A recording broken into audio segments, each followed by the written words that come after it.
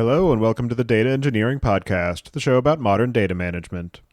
Have you ever woken up to a crisis because a number on a dashboard is broken and no one knows why, or sent out frustrating Slack messages trying to find the right dataset, or tried to understand what a column name means? Our friends at Atlan started out as a data team themselves and faced all this collaboration chaos. They started building Atlan as an internal tool for themselves. Atlan is a collaborative workspace for data-driven teams, like GitHub for engineering or Figma for design teams. By acting as a virtual hub for data assets ranging from tables and dashboards to SQL snippets and code, Atlan enables teams to create a single source of truth for all of their data assets, and collaborate across the modern data stack through deep integrations with tools like Snowflake, Slack, Looker, and more.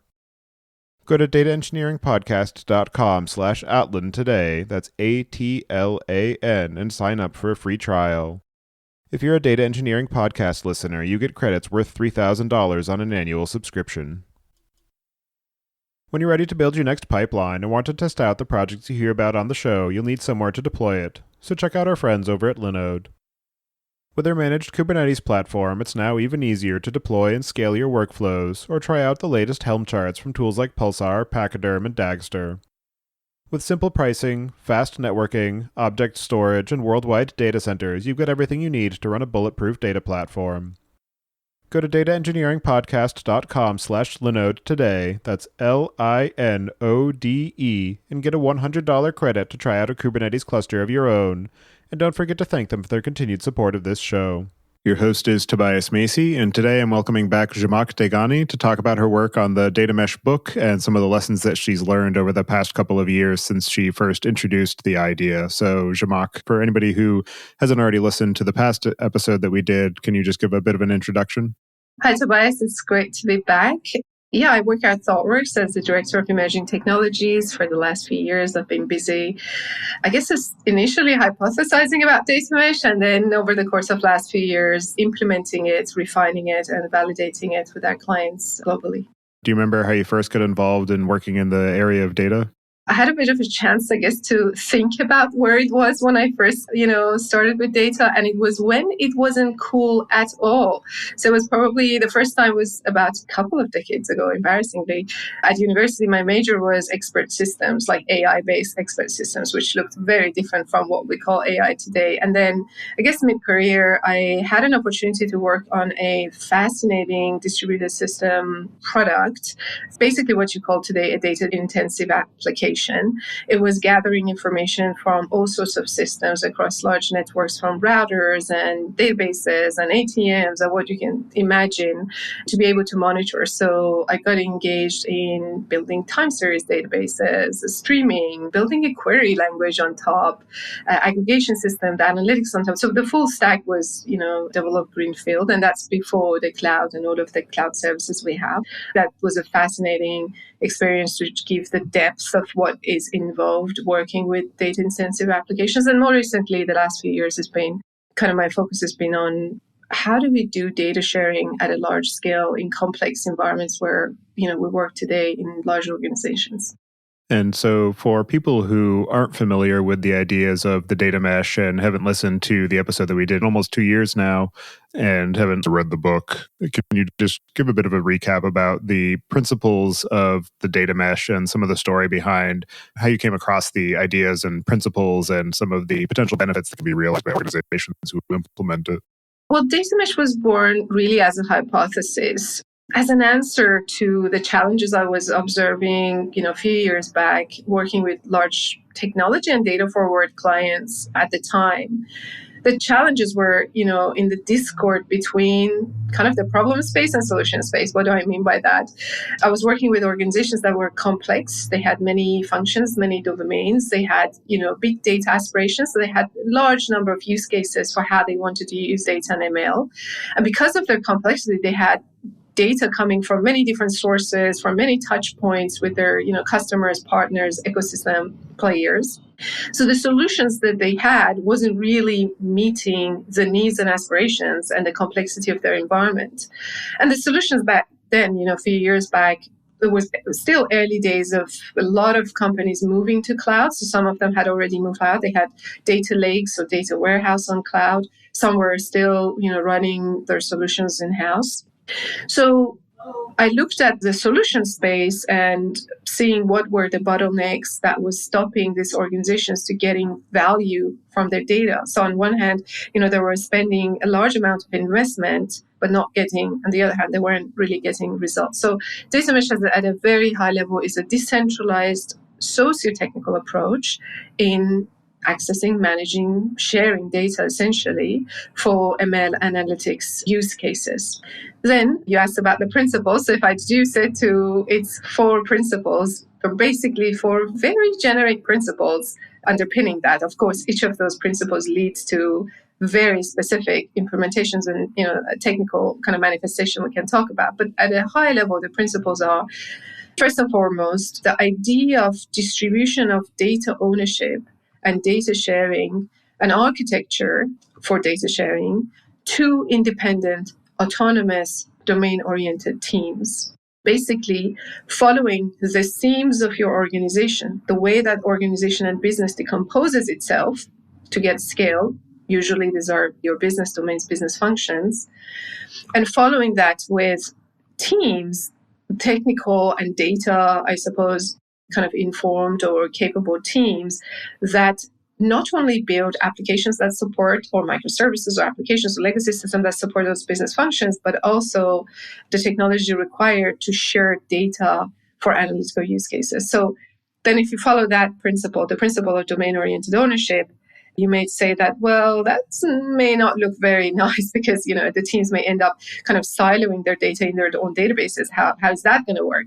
So then the second principle, data as a product, tries to change our relationship with the data to say, well, data is not for you to just hoard and collect in your little database for your own use cases. Data is there to share as a product with the rest of the organization. And then, if I follow that principle, you might say, well, how is that possible that each of these domain teams can have the capabilities to build all of this data infrastructure that's needed to share data at scale or to peer-to-peer use data at scale for their analytics purposes? And that's the principle of a new look at the self-serve infrastructure and the platform to give autonomy to these teams, to make it feasible and cost-effective for generalist kind of tech developers or app developers be able to work with data. So the self-serve data infrastructure is the third principle. And the fourth principle was introduced later on because, the data governance fears chaos. So how do we make sure in this decentralized world there's still some sort of a global harmony and interoperability between these data products that are being developed by different teams? How do we make sure the privacy is still respected, legal compliance is still applied? So the first principle, federated kind of computational governance, tries to introduce a governing model, an operating model, as well as kind of technological solutions to allow embedding policies and policy execution in every single data product. So we can still have that, balance and equilibrium between the autonomy of the teams sharing data or using data and the global kind of interoperability and the harmony of the policies that need to be applied cross-cutting to all of them. Sorry, I didn't take a rest. It's a long explanation, but these are the 4 principles underpinning data mesh. And so when we first talked, it was in July of 2019, and it was, I believe, fairly close to when you had the initial posting kind of posited these ideas and this thesis about the data mesh and some of the potential benefits for being able to manage this domain ownership of these data products. And now that there's been more time for you to be able to reflect on it, for people in the ecosystem to be able to experiment with the ideas and implement them and figure out how the tooling aligns to these principles, what are some of the ways that your thinking around the problem has shifted or evolved? And what do you see as some of the kind of core elements that have been proven out? And what are the pieces that you see as having been in need of further refinement? Yes, when we talked, I think you were probably one of the very first people that I talked to after I wrote the first article. So I'm grateful for your platform letting my voice heard, I suppose. I guess at the principle level, the main change from the first article I wrote was the introduction of the 4th principle. Like very early on, I think The idea of decentralization of data ownership as a principle hasn't changed. The idea of the data as a product and sharing didn't change, and the platform. At the principle level, those three existed in the very first writing. And the reason for it that they lasted through the test of time was that these are not novel new ideas. These are the principles underpinning scaled solutions that we have created in the operational space for the last 2 decades to respond to the complexity of digitalization of organizations. So I didn't do anything novel there. I just thought, how would we apply those to the data world? But the principle that I had to introduce, and I introduced later on in a second article I wrote around kind of principles and logical architecture, was this idea of the governance, like what does governance look like? And I was very much, as a technologist, of course, I was very much focused on the automation. I've initially said, oh, this is an automated, let's make governance invisible and make it automate everything. And that's part of the kind of computational aspect of the governance. How can we think about the policies that often governance needs to implement, but how can we automate all of that and then computationally embed that into the infrastructure that's running these data products? So that part kind of evolved and became its own forth. And then I realized that a lot of the concerns and challenges with governance are actually to do with operating model, the roles, the responsibilities, who does what's the role of governance. And I guess we live in the US, we have somewhat of a federated governance model, or if you look at Europe, the same thing, or UN. So I hypothesized on application of federated decision-making model that we've seen, I guess, in the world to an organization. And again, I think these are areas to be yet refined further, but the federated operating model and then computational governance became its own, I guess, important enough to be a principle.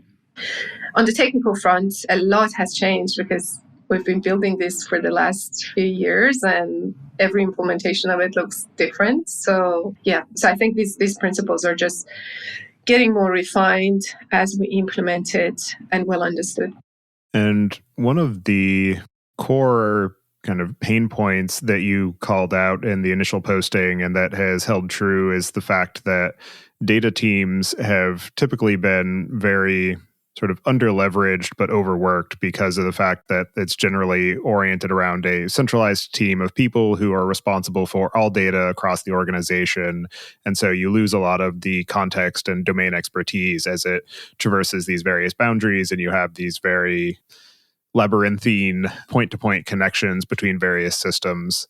One of the things that we talked about in the previous episode was the idea of still having a kind of data platform team that's responsible for the technical implementation, but building it in a way that each of the different domain owners is able to self-serve on that. And one of the biggest changes that's been happening over the past couple of years is this rise of the so-called modern data stack, where democratization of access and giving everybody the power to have some measure of control or participation in the data of the business, it has become kind of paramount. And I'm wondering what you see as some of the ways that this modern data stack and the decomposition of all of the different layers has either enabled or potentially hindered people who are trying to realize this idea of the data mesh in their own organizations. I think the way I see it is that, of course, all of the advances we've had in the modern data stack has been great, right? They try to make the life of a data engineer easier. So as a result, it's great for data mesh. What I would say is that we are still missing a very crucial element in really being able to mobilize the largest population of our technologists, a lot of app developers that are essentially the source of the data and the end consumers of the data, right? Applications today, many of these kind of data-driven organizations, their applications are augmented with ML trained models and so on. So they need to have access to the data. And many of these applications are generating the data that finally trains those models. So the feedback loop between the app development and analytics has become tighter and tighter. However, many of the data tooling that I see today are still assuming a division of responsibility and a division of kind of infrastructure between what we call a modern app development stack and what modern data stack.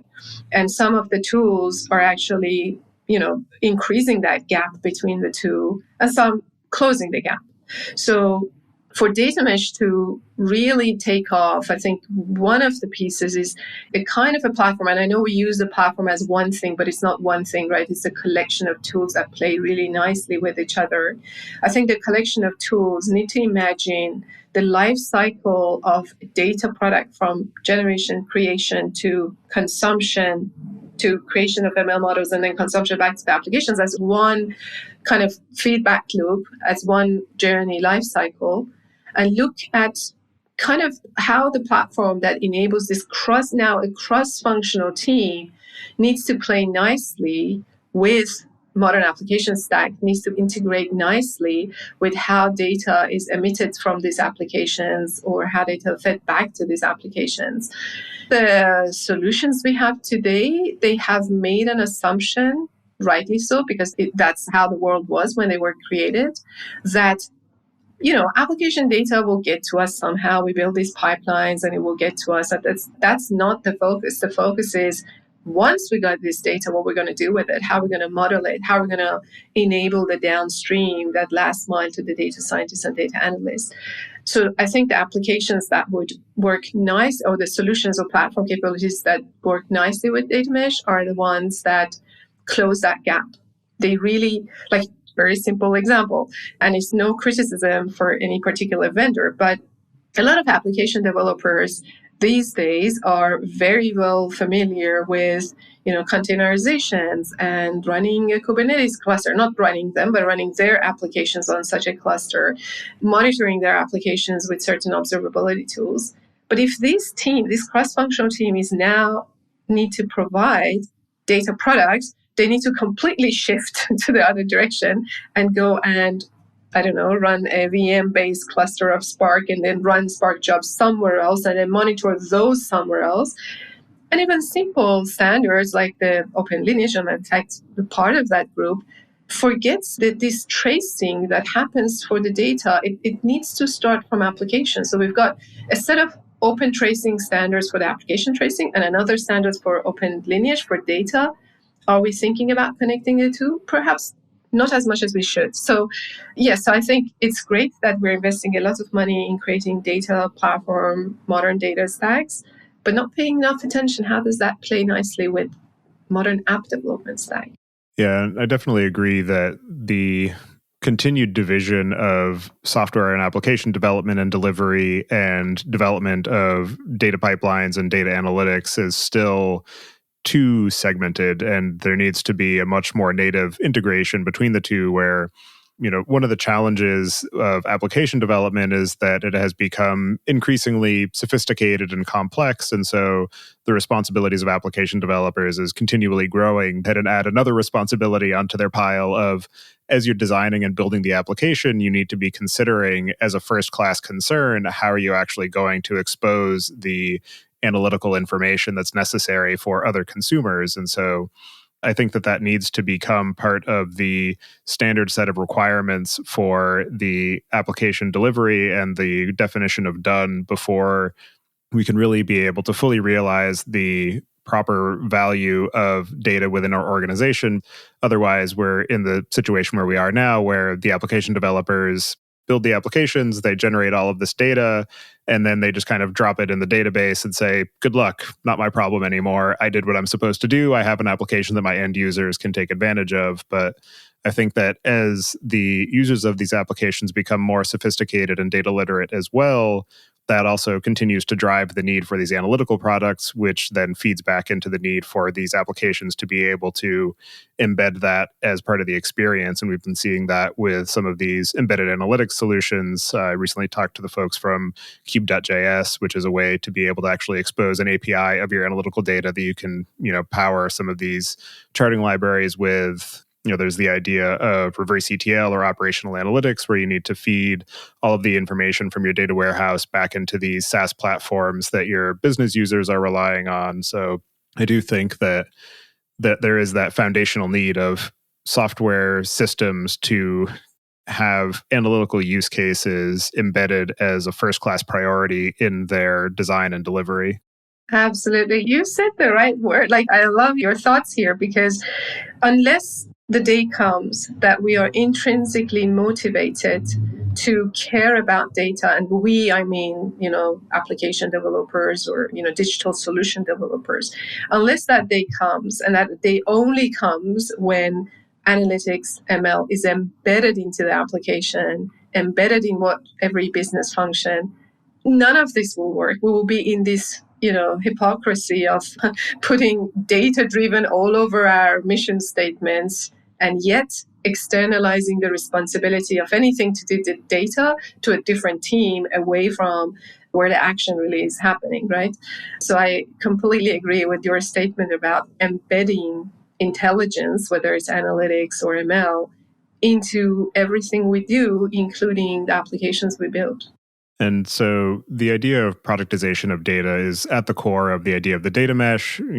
Software applications and products are intrinsically delivered as an overall experience, but the kind of driving force that initially led to this schism between online transactional systems and sophisticated analytics is the fact that the data technologies that application developers rely on in order to be able to have responsiveness and flexibility in how they can build and deliver the experience are not conducive to being able to execute these heavyweight analytical processes on them. So that's why we ended up with the, row-oriented relational databases and column-oriented data warehouses for these two different concerns.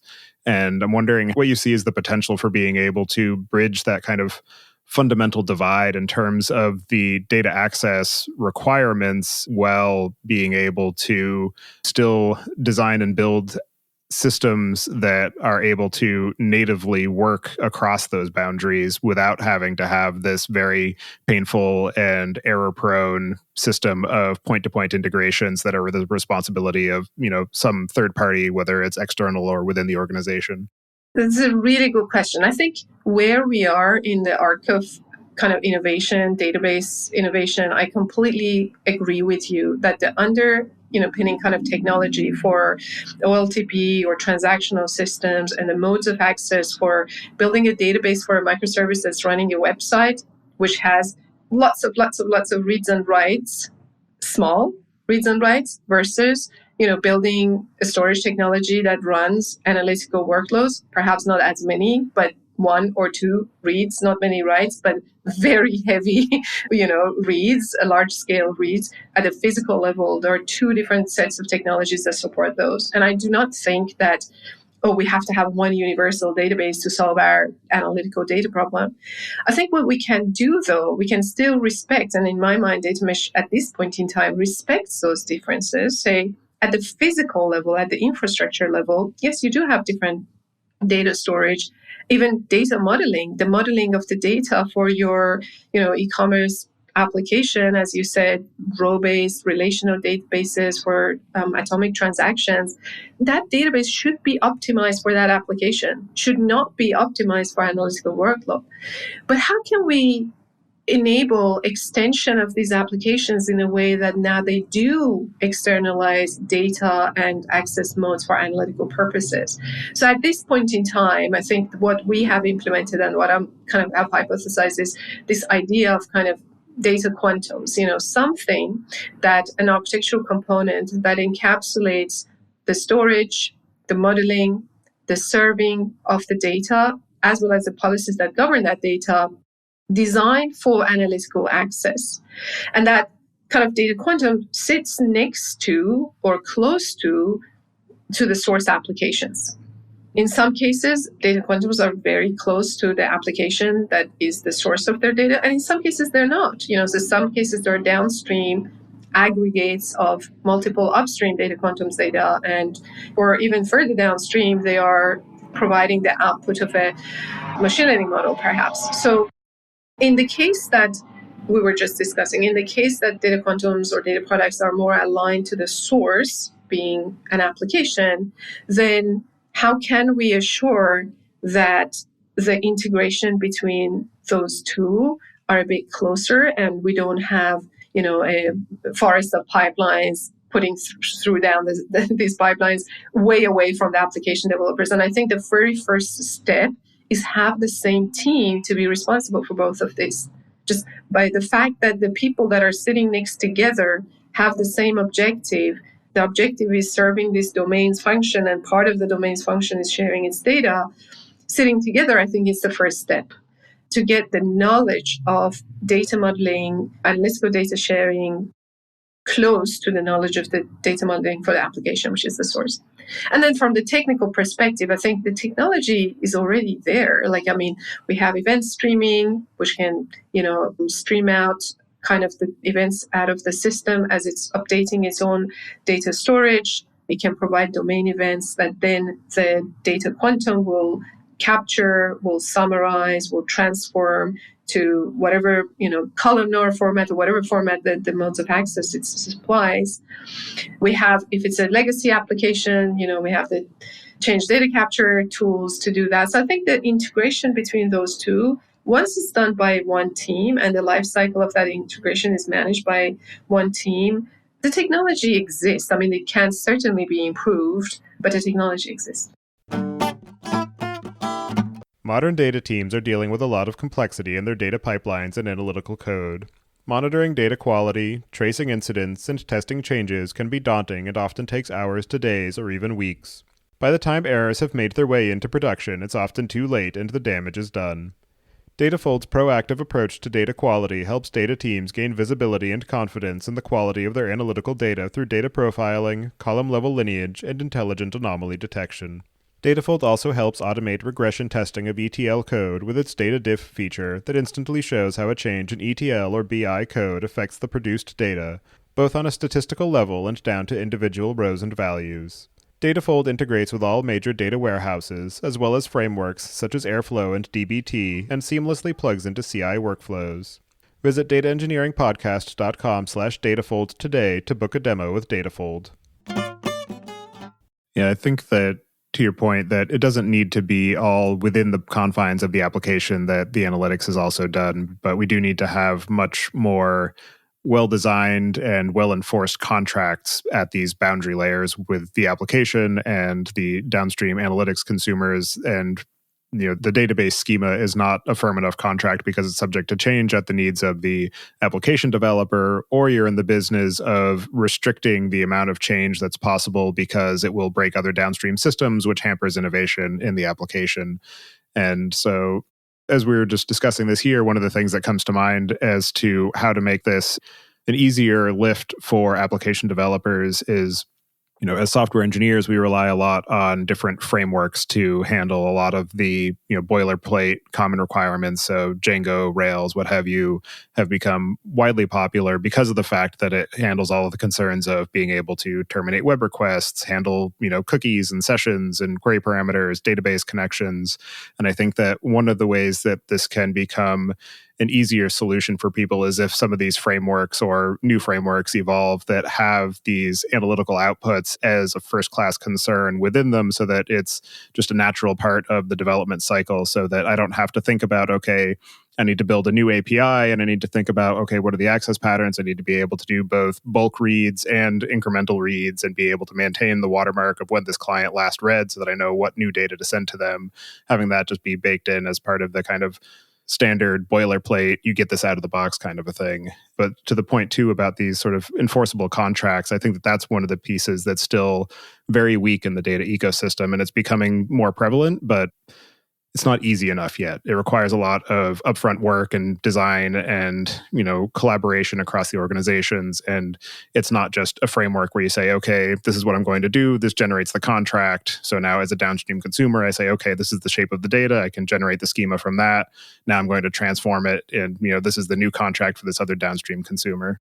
I completely agree with you. I love both of those points that you raised. One was the extension to the kind of application development frameworks that allow at least emitting and externalizing the application data to these collaborative kind of data quantum that then can consume that and turn that into a analytical data contract, right? I think that's a fabulous idea. Hopefully someone is listening right now and they go and build this thing, or the first generations of it. So I think that's absolutely one of the missing pieces, because when I think about kind of the parts of the solution that can be productized, and I do think about this a lot, the part that I always come back to is that, okay, how do you bootstrap data mesh? And bootstrapping data mesh in enterprises has many different entry points, but one of those entry points is the applications, right? The application developers start kind of emitting their data products, or providing their at least what I call source aligned data products.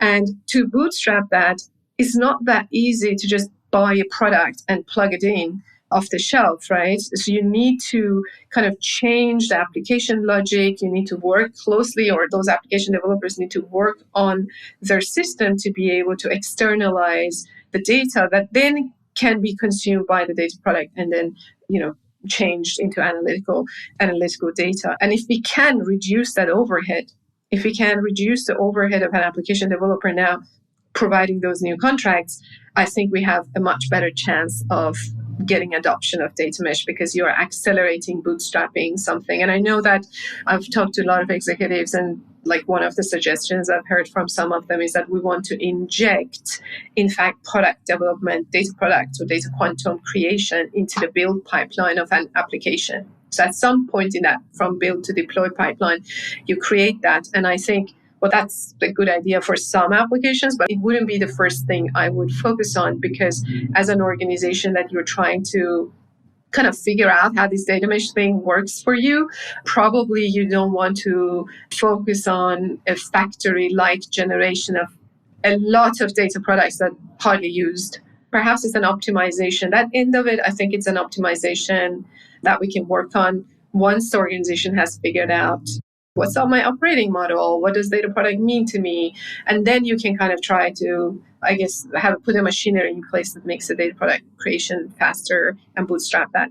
And the other end that you mentioned, which was the contracts for data sharing, I think that is such a weak area, and I don't think it's the job of one vendor or the other to invent one, because I think these are the glues that connect these pieces of the mesh together, and these glues need to be standardized, de facto standards, or however. These standards should be open, and these standards should respect the nature of the analytical data sharing and the native modes of accessing analytical data, which is not one mode today. Like you have the analyst, the evergreen SQL-like kind of modes of access. You've got data scientists, as you mentioned, the kind of the columnar feature-based data access. You've got, the event folks and the data-intensive kind of event-based access. So then what are the standards for each of these native modes of access for sharing data, but not only sharing data, but also be able to run kind of analytical workloads on the data storage, on the source, right? How do they express what workload they want to run? How do they express what's the identity or the permissions, the identity of the agent, the client agent for access? So I think we have a lot of work to do in standardizing. And if I go back to the history of like why microservices took off, microservices was also this complex, hairy, system of decomposing solution across hundreds and thousands of services. Why that took off? Well, it came at a very interesting moment in time where we had standardized on basic internet protocols as a way of communicating. We had, kind of converged on REST back then, and of course later on GraphQL and others. But those convergence and those de facto standards that we started kind of adopting created the interoperability of across these kind of disparate services and compose them into beautiful and complex solutions. And I think unless we have that in place for analytical data sharing, building systems that are full of friction. I like that you brought us around to microservices, because that is definitely the very native allegory in the application development space. And I think it was the opening sentence of your book. You wrote, "Data mesh is a new approach in sourcing, managing, and accessing data for analytical use cases at scale," with scale being emphasized. And as with everything, scale is very subjective. And in the microservices ecosystem, you never really want to go directly to microservices, because you need to build the monolith first to see what are the actual natural boundaries of the logic and the problem domains. And I'm wondering what you see as some of the useful heuristics for determining when a data mesh becomes an appropriate solution for an organization or for a problem space, and some of the ways to be able to effectively identify those boundary points for where it makes sense to actually draw those dividing lines through to break out these data quantum. Yeah, that's a really good question. Definitely, data mesh is not the right solution for everyone. It's you've got to have the problem of scale, and the problem of scale that data mesh tries to address is the scale of the complexity of an organization. So, if you're an organization that has a lot of different business functions, you have a multinational, retailer or a giant tech producer with a lot of different products from mobile phones to, laptops and so on. If you are a healthcare institute, whether you're a provider, payer, that you have to get data from so many different touch points and so many sources, and you have many domains.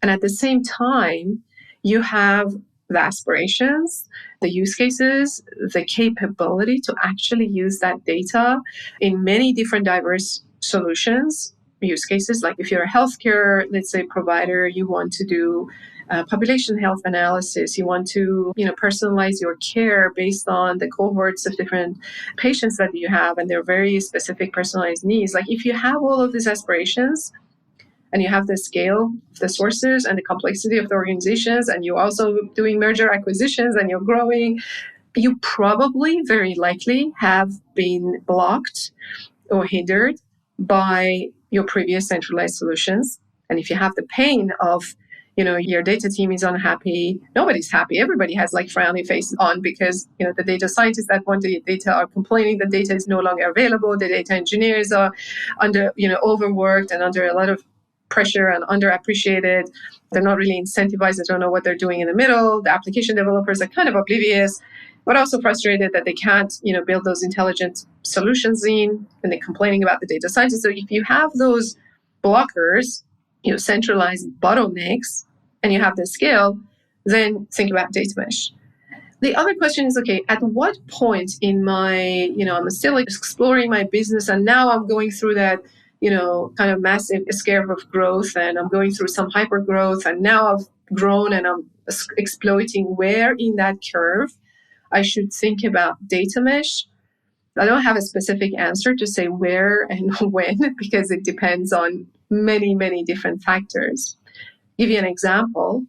You might say, okay, the size of organization and diversity of domains, that's probably a good one to look at. And if your business is growing, that's the one. You might be actually a healthcare startup that from the get-go, you want to consume data from many different partners, from many different sources. And you probably just provide one or two very hyper-specialized, let's say, cancer detection in images or something along those lines.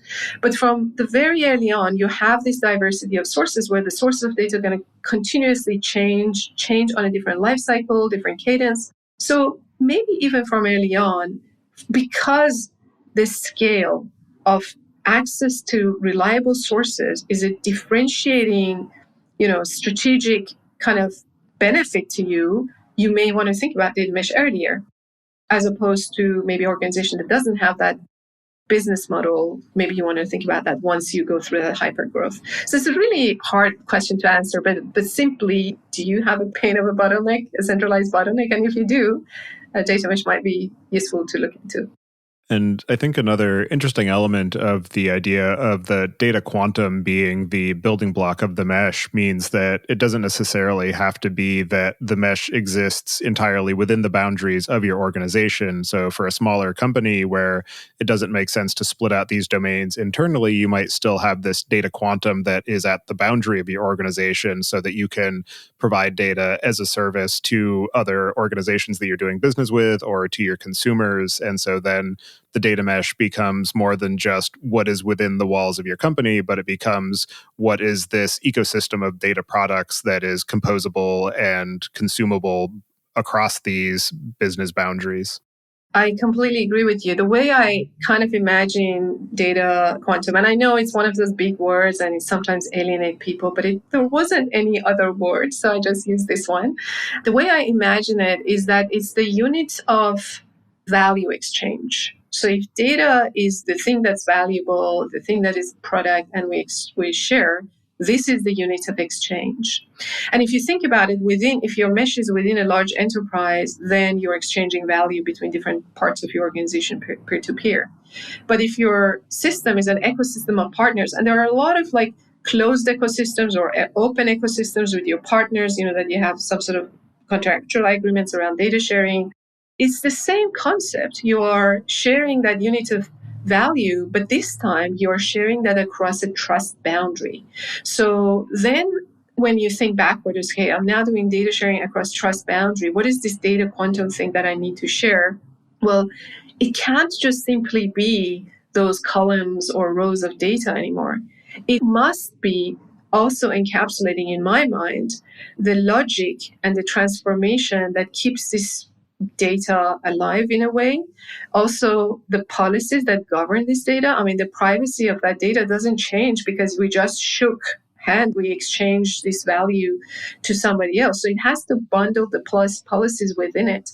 I think that's a fantastic use case to take us to that extreme case where we are exchanging data across trust boundaries and think, what constitutes data? And I don't call it data, I call it data product or data quantum, just to force us to expand our thinking beyond just bits and bytes of information about Tobias or Zhamak or whoever we're sharing information about, to what else needs to be bundled within this thing so I can autonomously get value out of it and share it. The other part of it is that, okay, if I want to do this data sharing across trust boundaries, a lot of these big platforms fall apart. I mean, I have seen so many, presentations on data marketplace that you share your data products on this marketplace, and they do not respect the fact that these are open. I don't even like to use the word marketplace because that evokes different kind of emotion around data sharing. But these are open ecosystems where the identity of the person who would be,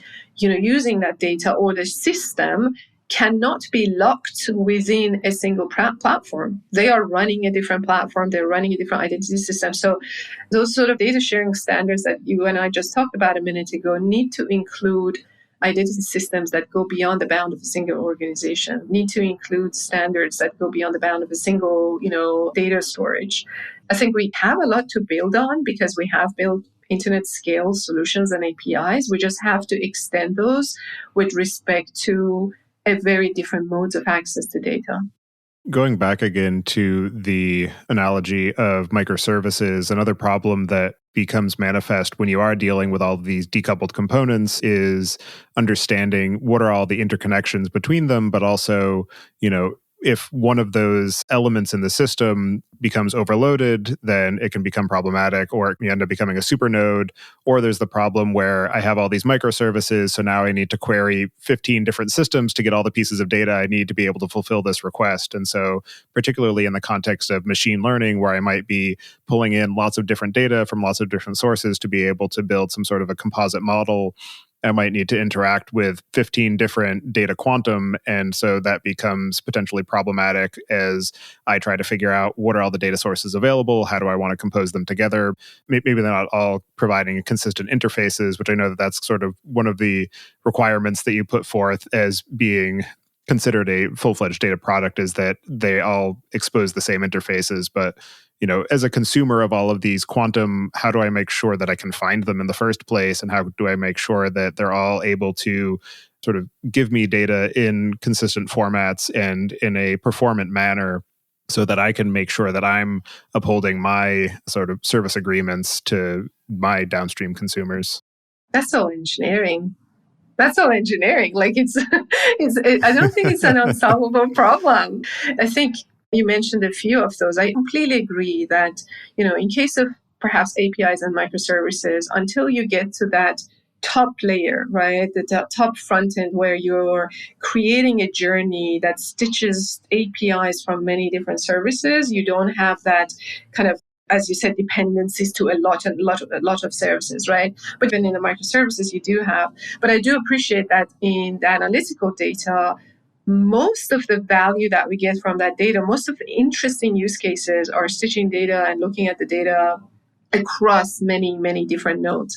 So there are a few things that must be in place. And I know this is the part of conversation that I lose all of the friends that I make early in the conversation with just talking about principles. Everybody's like, yeah, we're all friends. I agree on these vague principles that you have. But when it comes to actual implementations and the hard engineering disciplines that we have to put in place to actually make it work, I think that's where I lose a lot of my friends. But let's talk about some of those hard engineering kind of disciplines that we have to put in place. Some of it are around the standardization of what's in the gap, which is standardization of the APIs, not only just data sharing APIs, but also a standardization of observability and discoverability. This data quantum, what information does it need to emit for a discovery tool? And again, my language is different. I don't use like a data catalog because I want us to think about a new generation of solutions. A search tool that can discover every data product, discover, index, and allow to search every data product that exists on this mesh, because they all self-registered themselves the moment they were created, and they're providing continuously up-to-date information around what data they're providing, what's the timeliness, what's the completeness, a bunch of other metrics, so that, as you said, a data user, a data scientist coming up with a hypothesis and they want to validate it, the first thing they need to know, what data do I have access to be able to exploit the patterns that might exist within them, right? They have a place to go to, they have a way of searching, they have a discovery tool that allows them to search the whole mesh. And once they search the whole mesh, they can see information that tells them which one is the right data product to even connect to and start exploring. Who are using it? What are the documentations? What's the schema around it? And you don't want every single data product use a different way of documenting itself or use a different language for modeling. You really want to standardize some of these aspects so the consumer has this kind of consistent experience of the mesh, regardless of 10 or 50 or 20 or 100 data products. They look and feel the same, even though internally their implementation of it, they're modeling a different kind of data. So for that, vision to come true, to have a discovery that gives us a consistent view of the mesh and be able to compare data products, which one's the right one for me, that there is observability, there is discoverability, there is, blueprint of a data product that kind of embeds all of these abilities into every data product right from the moment you initialize or create one. There are the mesh level kind of experience capabilities like a discovery tool or observability tool. There is a lot to be done. And then your point around, okay, if I want to query across many disparate data products, is that efficient? I think, again, the way we should think about performance is that we should delineate between physically how the data might get stored, indexed, searched, from logically how do we allow each of these data quanta to have different life cycle, right? So logically, they are completely independent, different schema that can be independently changed, modified, evolved, and controlled by different teams. But we may very well choose the same underlying storage, overall indexing for search, caching, whatever is needed to optimize. So this separation of kind of physical and a logical layer to give a autonomous experience to the providers and users while having the optimization of kind of storage and access would be useful. Again, it's an engineering problem. Yes, the hardest problems are always the social ones. Engineering problems, you just need to throw enough thinking at it and it'll figure itself out eventually. And money. Money too. Absolutely. And money. There's certainly plenty of that flowing around right now. And so in terms of the sort of implementations of data mesh that you've seen as far as the kind of technical elements and the products that are available in the ecosystem and some of the organizational constructs that people have built up, what are some of the most useful and well thought through examples that you have seen in the time from when you first introduced this idea to where we are now, and now that people have started to latch onto this idea as it has become much more popular and people are actually starting to think about how to actually make it work at larger and larger scales? We talked about technology for a little bit. I touched on the social part. I think the organizations, that they are the early adopters of data mesh are all kinds and forms and colors and shapes. They're not just the scale up. So, just the enterprise. It's across the spectrum.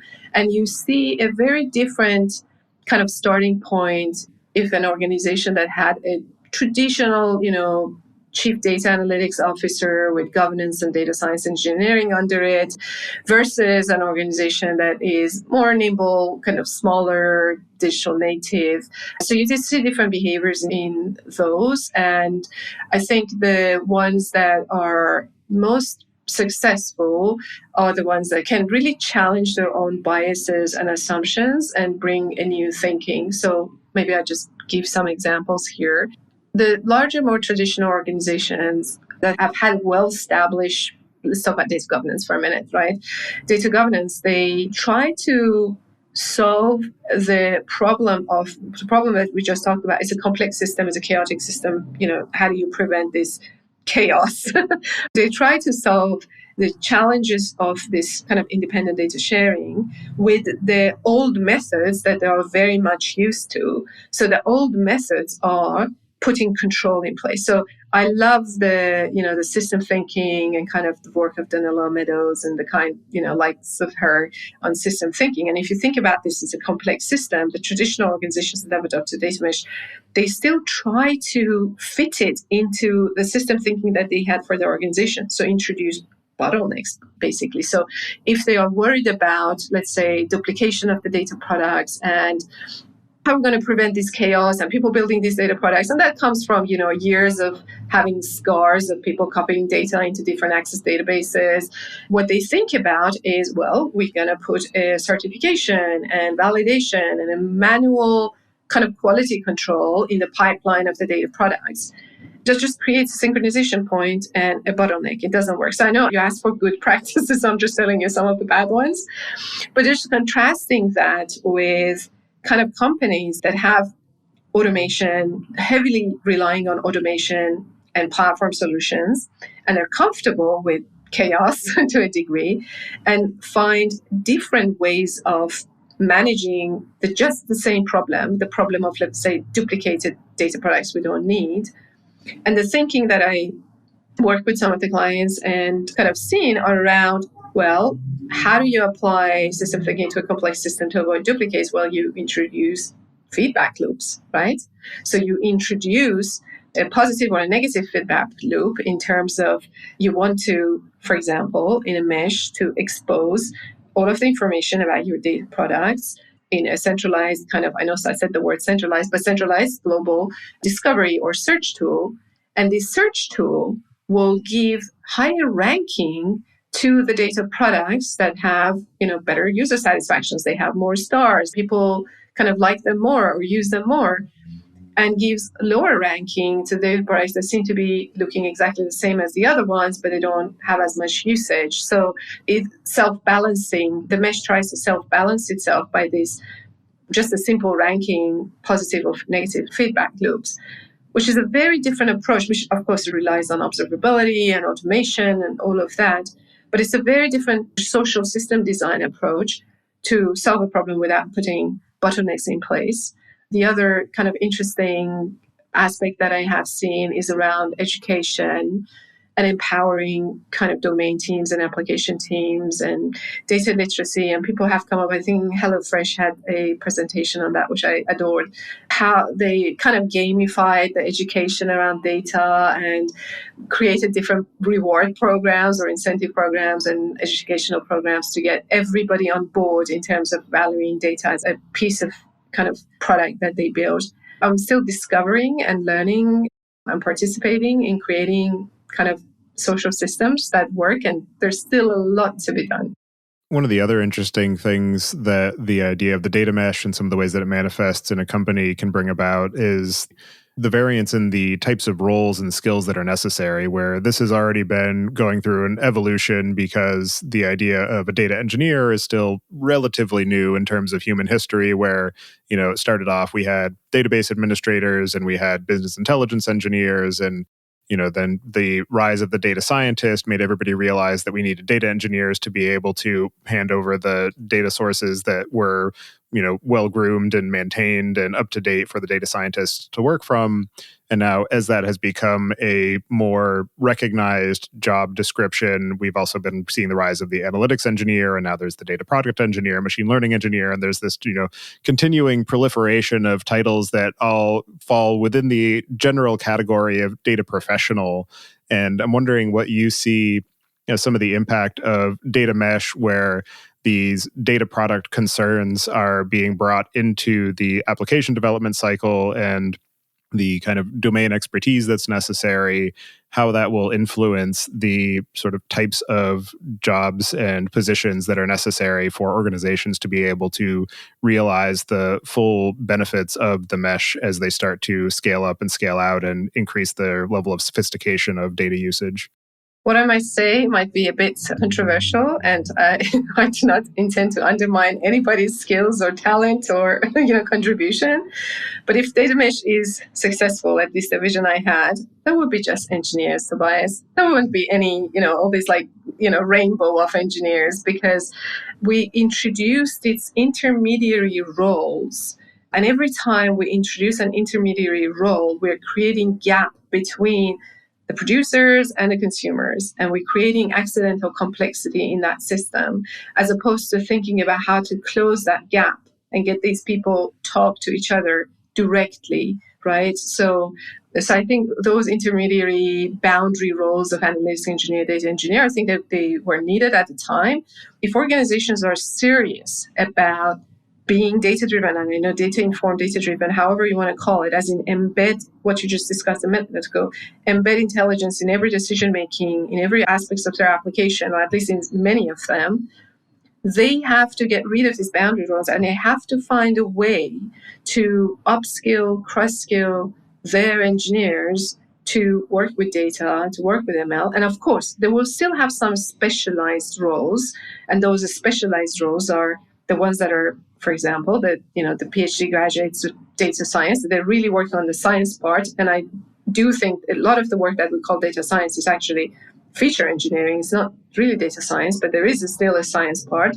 So I think we will still have a smaller number of specialists, but a large portion of kind of generalists. At a point in time, they choose to focus more on the data side, or at a different point in time in their career, maybe they choose to focus on the application part, as opposed to creating these fragments of boundary roles. And the purpose of next generation self-serve platforms is closing that gap, right? To allow the generalist, what we call the generalist technologists. And I know there's no such a thing as a generalist technologist. Generalist technologists are technologists that choose to, they're experts at a different point in time in different things, but it's possible to move between these areas of expertise because the learning curve is not as steep as it is for some of these specialties. Yeah, so I think that the purpose of that kind of self-serve platform and thinking about these platform capabilities and raising the abstraction is to not require so many specializations.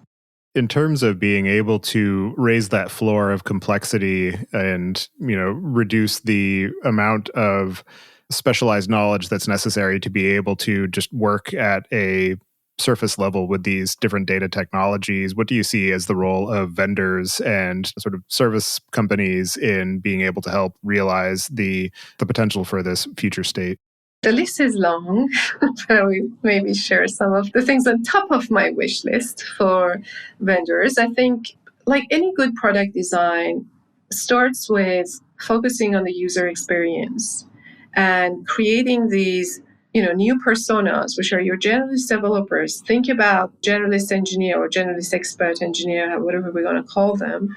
Think about where they come from, what sort of skill sets they have, what the experience, what's the most seamless experience for them to close that cycle of intelligence, right? From application development to intelligence to deployment of that intelligence into the application. And that's just good.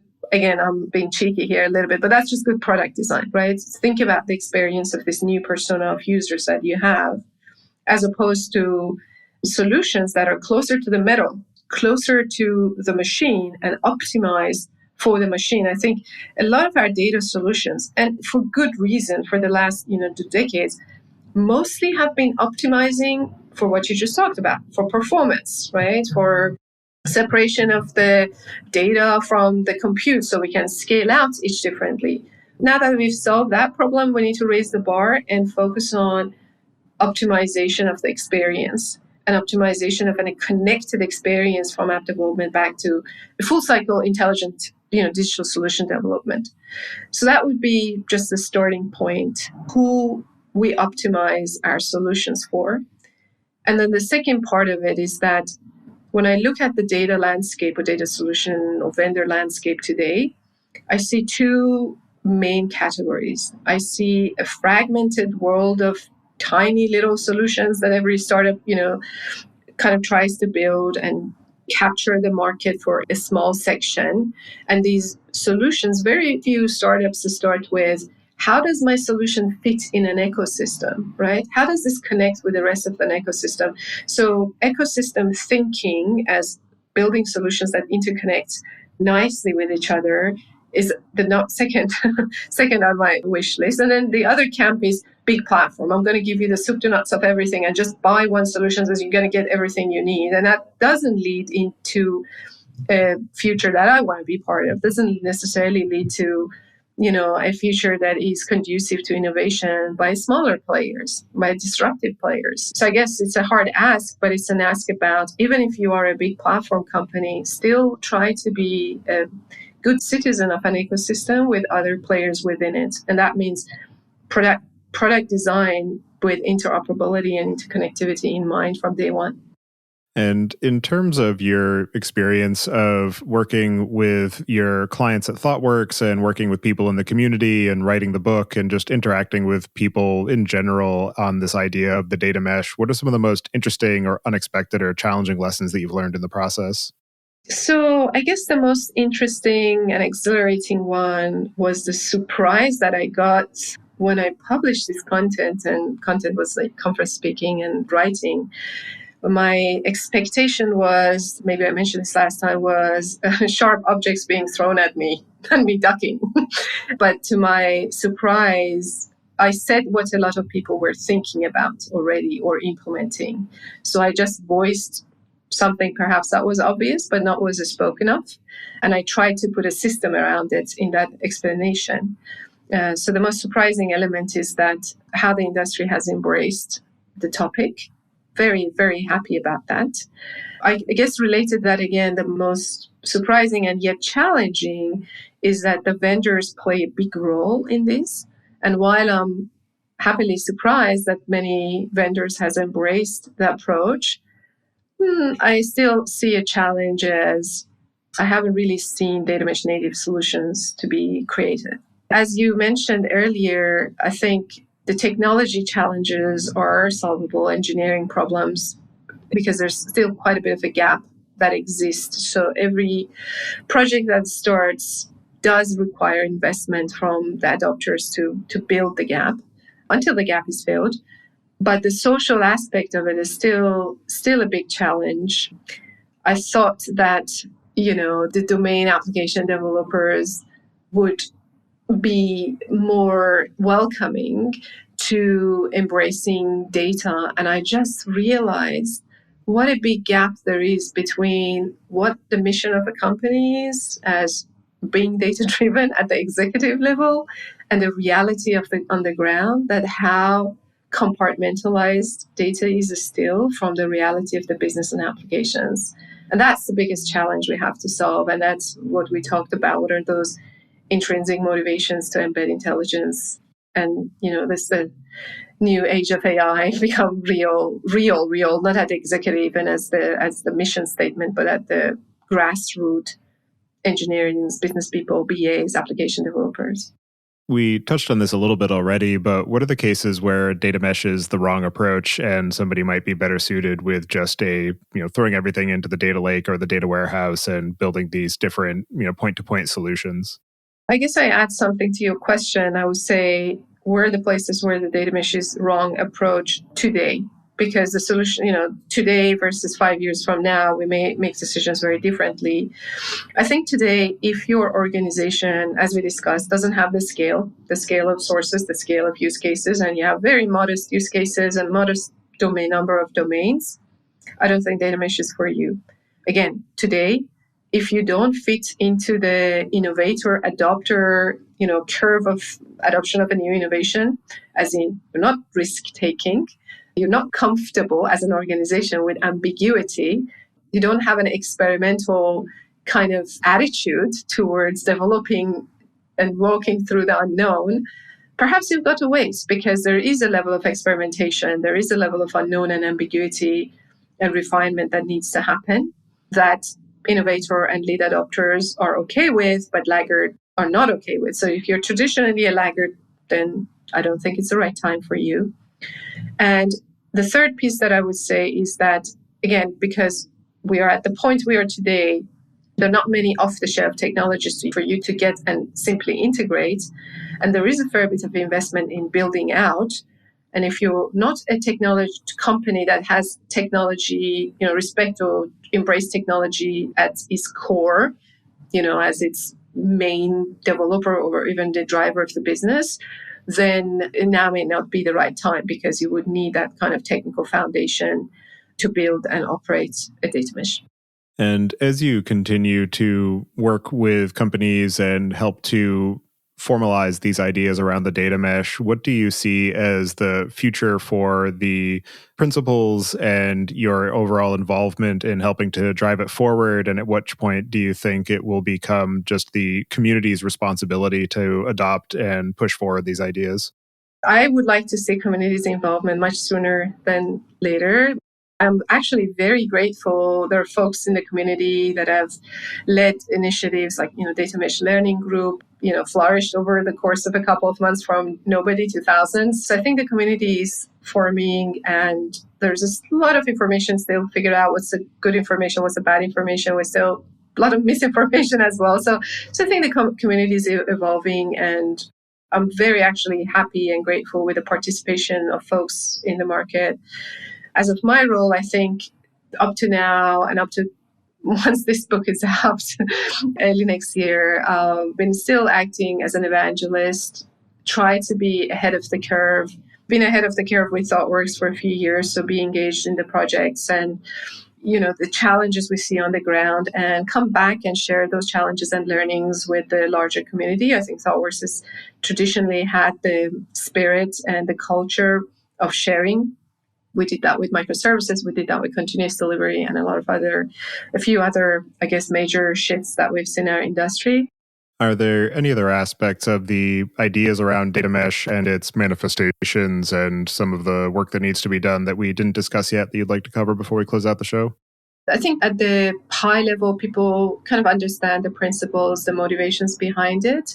The book, in fact, is structured around why data mesh, so have a way of justifying this is for you and why it should matter to you, why it shouldn't matter to you, and then what it is at the level of principles. And I think I have all of those principles almost in the early release if people want to access. But the piece that we still have to figure out, and we haven't figured out yet, is really those technical gaps that we have to bring a distributed data sharing model for analytical use cases to life at scale. And I have some opinions, some learnings, some hopes, and these are in the part 3 of the book, which is kind of how to build an architecture. Some of it's proven, some are totally hypothetical and still yet to be proven. So I think we have to still work at that. And I think, as we discussed, where does data mesh fit into an organizational-wide data strategy and execution?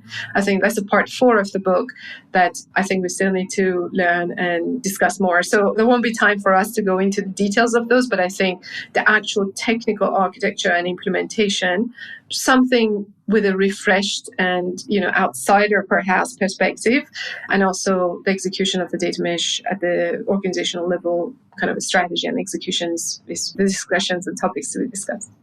All right. Well, for anybody who wants to get in touch with you and follow along with the work that you're doing, I'll have you add your preferred contact information.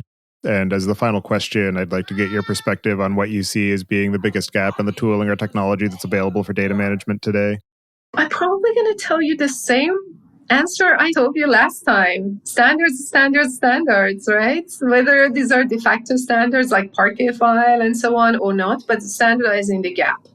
The gap where data is shared across different, what we call them, data product quantum or data sources. So we still need to standardize analytical data sharing a bit more. And I see some work to be done with kind of delta sharing. There are some small steps that the industry is taking, but we need a lot more of those. And we need vendors, hopefully data to be incentivized, and hopefully data mesh is a catalyst to incentivize vendors to share their data, which then hopefully leads to establishing the interoperability standards.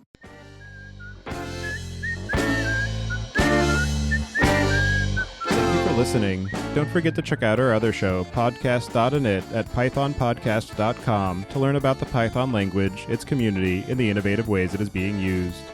And visit the site at dataengineeringpodcast.com to subscribe to the show, sign up for the mailing list, and read the show notes. If you've learned something or tried out a project from the show, then tell us about it. Email hosts at dataengineeringpodcast.com with your story. And to help other people find the show, please leave a review on iTunes and tell your friends and coworkers.